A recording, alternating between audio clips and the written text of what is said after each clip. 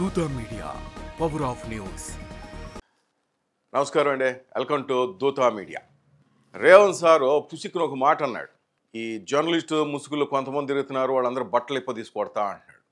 మరి జర్నలిస్టు అట్లా తయారు కావటానికి కారణం ఈ రాజకీయ నాయకులే కదా. మరి మిమ్మల్ని కూడా బట్టలు ఇప్ప తీసుకొట్టాలా లేదా చెప్పు స్వామి. ఇక్కడే కదా తెలంగాణ కదా, ఆంధ్రప్రదేశ్లో కూడా జర్నలిస్టులు అయితే దరిద్రంగా తయారు కావడానికి మీ రాజకీయ నాయకులే సగం కారణం. మిమ్మల్ని ఎక్కడ కొట్టాలి బట్టలు ఇప్పి? ఎందుకు చెప్తున్నా అంటే, ఈ ప్రస్తుతం యూట్యూబ్ ఛానల్ ఈ గొట్ట ఛానల్ ఉన్నాయి కదా, ఇటు వ్యవహారంపై తెలంగాణలో రచ్చగొన సాగుతోంది. ఎవరు జర్నలిస్టులో చెప్పాలనే సీఎం రేవంత్ అసెంబ్లీ సాక్షిగా అంటున్నారు. ఓ యూట్యూబ్ ఛానల్లో పాప ఆయన రేవంత్ సార్ ఆయన కుటుంబ సభ్యులను అసలు గలీజ్ భాష ఉపయోగించి ఎవరి చేతితో తిట్టించారట. కావాలని ఆ వ్యక్తికి డబ్బులు ఇచ్చి పైసలు ఇచ్చి తిట్టించారని పోలీసులు చెప్తున్నారు. అయితే తాము అలా చేయలేదనే ఆ వ్యక్తి చెప్పిన దాన్ని మేము ప్రసారం చేసామనే ఆ జర్నలిస్టులు అంటున్నారు. అయితే వారి వాదన పక్కన పెట్టి దీనిపై ప్రభుత్వం ఏమంటారు చర్యలు అయితే తీసుకుంది. అలా మాట్లాడిన ఆ యూట్యూబ్ మహిళా జర్నలిస్టులను కూడా అరెస్ట్ చేయించారు. ఇది దేశవ్యాప్తంగా చర్చకు కారణమైంది. ఆ మహిళా జర్నలిస్టుల వ్యవహారం సమర్థనీయం కాదంటూనే వారి అరెస్టును కూడా కొంతమంది ప్రశ్నిస్తున్నారు. ఈ వ్యవహారంలో యూట్యూబ్ ఛానల్ చేసింది ముమ్మాటికి తప్పే. ఒక ముఖ్యమంత్రి స్థాయిలో ఉన్న వ్యక్తిని ఎవరో ఒక బూత్ పదాలతో తిడుతుంటే వారి మాటలను యథాతథంగా ప్రసారం చేయడం ఏంటి? బండబూతులను ప్రసారం చేసి అది వాక్ స్వాతంత్రం అంటే ఏంటి? ఇష్టారాజ్యంగా తిట్టించడం, ఆ తర్వాత జర్నలిస్టుల పేరును వాడుకోవడంపై రేవంత్ రెడ్డి కూడా అభ్యంతరం వ్యక్తం చేశారు. మరి అసెంబ్లీలో అంత సంస్కృతం అంత ఎంత చక్కగా మాట్లాడుతున్నారు. దాని గురించి అదేలే అంటారు, గురిగింజకి నలుపు తెలియదంట. సర్లే, ఇంకా అసలు విషయం వస్తే అసలు ఎవరు జర్నలిస్టులు తేల్చాలంటూ ఆయన ఈ తెలంగాణ సమాచార శాఖ అలాగే మంత్రులందరినీ అడుగుతున్నారు. ఎటువంటి నియంత్రణ లేకుండా యూట్యూబ్ ఛానల్స్ ఎవరు వస్తున్నాయని, వాటిని ఒక దారిలో పెట్టడం కోసం ఏం చేయాలో చెప్పాలని ఆయన జర్నలిస్టు సంఘాలను కూడా ప్రశ్నించారు. భలే ఉంది జర్నలిస్టు సంఘాలంట. ఎవరికి అసలు అర్హత కూడా లేదు. ప్రతి ఓడు జర్నలిస్ట్ సంఘానికి అధ్యక్షుడు అయిపోయాడు. 2 తెలుగు రాష్ట్రాలు అట్టాగే వచ్చాయి. ఇంక ఈ పలువురి వీళ్ళంతా యూట్యూబ్ జర్నలిస్ట్ అంటారు. రాజ్యం వెళ్ళిపోతున్నారు కొంతమంది. అయితే వాళ్ళు అలా చెలరేకపోవడానికి కారణం ఎవరు? వారిపై ఎటువంటి నియంత్రణ లేకపోవడమే కారణం. పచ్చి బూతులు తీడుతూ ఇష్టారాజ్యం గురించి వారంతా జర్నలిస్టు ముసుగేసుకుని సంఘ విద్రోహ శక్తుల్లో మారిపోతున్నారు. ఇది అవునన్నా కాదు నిజం. ప్రస్తుతం అసలు జర్నలిస్ట్ ఎవరో, అసలు కొసరు జర్నలిస్ట్ ఎవరో తెలియటలా. ఎవరు పడితే వాళ్ళు జర్నలిస్టులు ప్రెస్ అని చెప్తున్నారు. లారీల దగ్గర, ఇసుక లారీల దగ్గర డబ్బులు కొట్టుకునేవాడు కూడా జర్నలిస్ట్. ఒకరు యూట్యూబ్, ఇంకొకరు ఆ ట్యూబ్ అంటారు. ఎవరిది ఏ ట్యూబో తెలియటలా. అసలు మీడియా రంగంలో పెరుగుతున్న ఇలాంటి ఏమంటారు ఈ పెడదోరణ వల్ల నిజమైన జర్నలిస్టులకు మాత్రం గౌరవం దక్కడం లేదు స్వామి. ఇంట్రో కూడా రాయడం చేతగానోడు ఇన్పుట్ ఎయిటర్, అక్షరం ముక్క రానివాడు అవుట్పుట్ ఎయిటర్.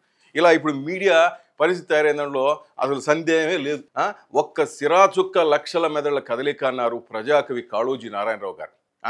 ఈ సామాజిక స్పృహ కలిగిన బాధ్యత జర్నలిస్టుకు ఉండాలి. నిజాన్ని నిర్భయంగా చెప్పే వృత్తి, ధర్మం పాటించాలి. సమాజంలో కోట్ల మందిని కదిలించి చైతన్యం చేసే సాధనం జర్నలిజం. ప్రజాస్వామ్య వ్యవస్థ 4 మూల స్తంభాల్లో 4th ఎస్టేట్ అంటారు ఈ జర్నలిజాన్ని. అయితే ప్రస్తుతం ఈ ప్రజల్లో కూడా జర్నలిస్టులు అంటే భిన్నాభిప్రాయాలు ఉన్నాయి. మాస్ మీడియా అయినా, ప్రింట్ మీడియా, ఎలక్ట్రానిక్ మీడియాలో పనిచేసేవాళ్ళు జర్నలిస్టులా, లేక యూట్యూబా, వెబ్సైటా, ఈ పేపరా, అసలు ఏంది ఇదంతా, వీళ్ళంతా జర్నలిస్టులా అనే ప్రశ్నలు కూడా ప్రజల నుంచి వస్తున్నాయి. ప్రతి చోట బెదిరింపు. జర్నలిస్ట్ అంటే మంచి పదం లే, వీడు వస్తున్నంటే ఏదో డబ్బులు నొక్కడానికి వస్తున్నాడు. టెక్నాలజీ పెరుగుతోంది, సోషల్ మీడియా ప్రభావం పరిధి విస్తరిస్తోంది. దీంతో ప్రజల్లో కూడా వీటి వాడకం పెరుగుతోంది. ఇదే అదనంగా చేసుకుని కొందరు జర్నలిస్ట్ అవతారం ఎత్తేస్తున్నారు. ఈజీ మనీ జర్నలిస్ట్ వ్యవస్థలోకి చొరబడుతున్నారు. జర్నలిస్ట్గా చలామణి అయిపోతున్నారు. ఈ పరిస్థితి మారాలి స్వామి. దీనికి ఫుల్ స్టాప్ పడాలి. జర్నలిస్ట్కు డెఫినేషన్ ఏందో చెప్పండి అంటున్నారు. నిజమే, ప్రభుత్వం ఎవరిని జర్నలిస్ట్గా గుర్తించాలో మీరే డిసైడ్ చేయండి. జర్నలిస్ట్ ఎథికల్ లైన్ ఏంది, అతడు ఏ హద్దును దాటకూడదు, ఒకవేళ దాటితో జరిగే పరిస్థితులపై కూడా ఎట్లా స్పందించాలి, వీటన్నిటిపై ఆలోచన చేసి పెద్దోళ్ళు మీరే ఒక పరిష్కార మార్గం చూపించాల్సిన బాధ్యత జర్నలిస్టుల మీద ఉంది, ప్రభుత్వంపై కూడా. అంతేగాని గుడ్డలోడు తీసుకొడతానంటే మీరు కూడా గుర్తించుకోవాల్సి వస్తుంది స్వామి. మీరు ఈ వ్యాఖ్యలు చేసే ముందు ఒకసారి మీ పాత్రపై కూడా మీరు ఒకసారి ఆలోచించాలి. అసలు జర్నలిస్టులా తయారవడానికే ప్రభుత్వాల పాత్ర లేదా? ఒకసారి మీరు ఆలోచించండి. ఉంది, లేకపోలే స్వామి.